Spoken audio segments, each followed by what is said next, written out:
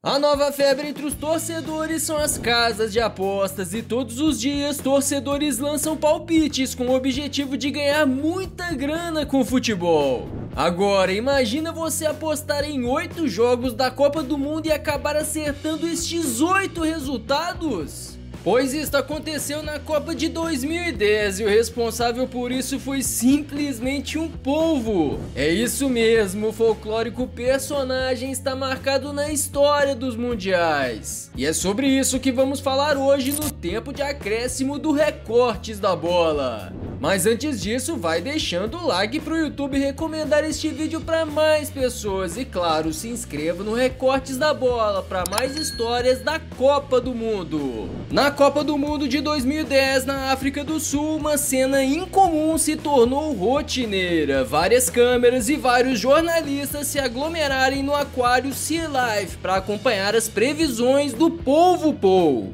A ideia era simples, 2 caixinhas de comida com as respectivas bandeiras das seleções em confronto eram colocadas para que Paul decidisse qual escolher. Assim era definido o vencedor do duelo. No primeiro jogo, uma previsão que não despertou a atenção de ninguém, uma vitória óbvia da seleção da Alemanha sobre a Austrália.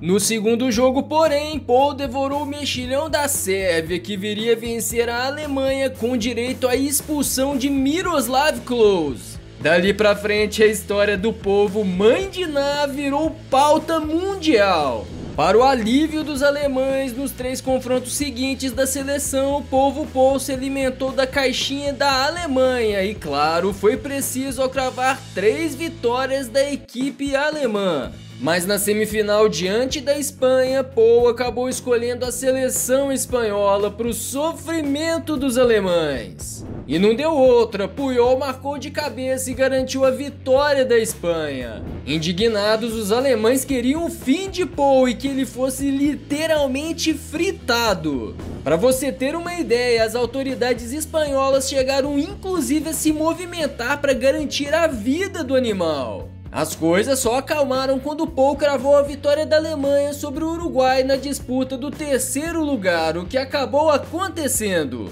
No final das contas, o polvo Paul encerrou sua participação na Copa do Mundo com 100% de aproveitamento e mostrou que naquela Copa nenhum craque era tão bom de chute quanto ele. E aí, conhecia a história do polvo vidente? Comenta aí, deixa o like, se inscreva no Recortes da Bola e aproveita para conhecer a história deste papel, que também marcou a história da Copa da Alemanha. Tá aí na tela, confere aí, você não vai se arrepender. Até a próxima!